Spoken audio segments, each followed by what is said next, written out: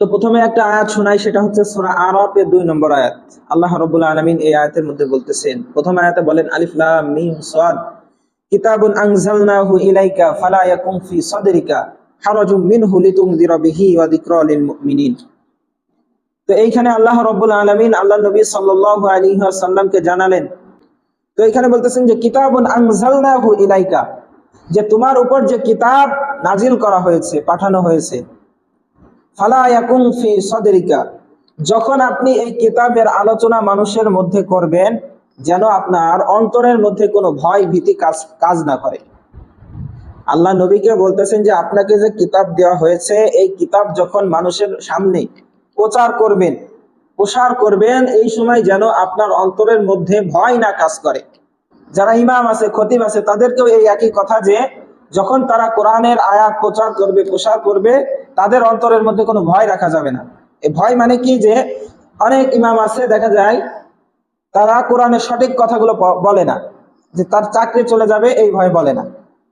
তারপর এমন মানুষ আছে সুদ ঘুষ খায়, তাদের বিরুদ্ধে বলে না, যে চাকরি যাওয়ার ভয়।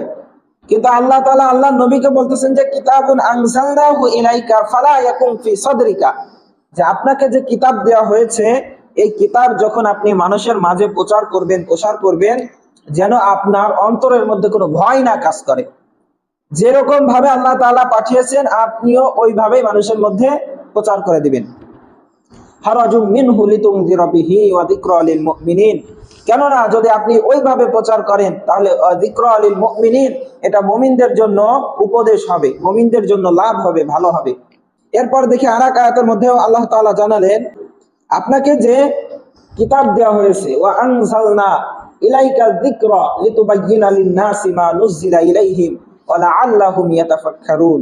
এটা সূরা নাহলের মধ্যে আছে। আল্লাহ তাআলা এখানে বলতেছেন, এই আয়াতের মধ্যে বলতেছেন যে ওয়া আনজালনা ইলাইকা যিকরা, যে নবী হে, আপনাকে যে এই জিকির অর্থাৎ এই কিতাব দেওয়া হয়েছে, এটা আপনি মানুষের মধ্যে স্পষ্ট আকারে প্রচার করেন। ইলাইকা যিকরা লিতুবায়্যিনা লিন-নাস, যে মানুষের মধ্যে স্পষ্ট ভাবে বয়ান করে দেন, প্রচার করে দেন। মা নুযিলা ইলাইহিম ওয়া লাআল্লাহুম ইয়াতাফাক্কারুন, যাতে করে এই প্রচার করার জন্য মানুষ এখান থেকে শিক্ষা গ্রহণ করতে পারে। এখান থেকে মানুষ কি করতে পারে? শিক্ষা নিতে পারে। যদি কথাগুলো গোপন করা হয়, তাহলে মানুষ এখান থেকে সঠিক শিক্ষা নিতে পারবে না। এজন্য আল্লাহ তাআলা সূরা নাহলের এই 44 নম্বর আয়াতের মধ্যে জানালেন যে নবী, আপনাকে যে কিতাব দেওয়া হয়েছে, এই কিতাব আপনি মানুষের মধ্যে স্পষ্ট আকারে প্রচার করে দেন, যাতে মানুষ এখান থেকে শিক্ষা গ্রহণ করতে পারে। এখান থেকে এই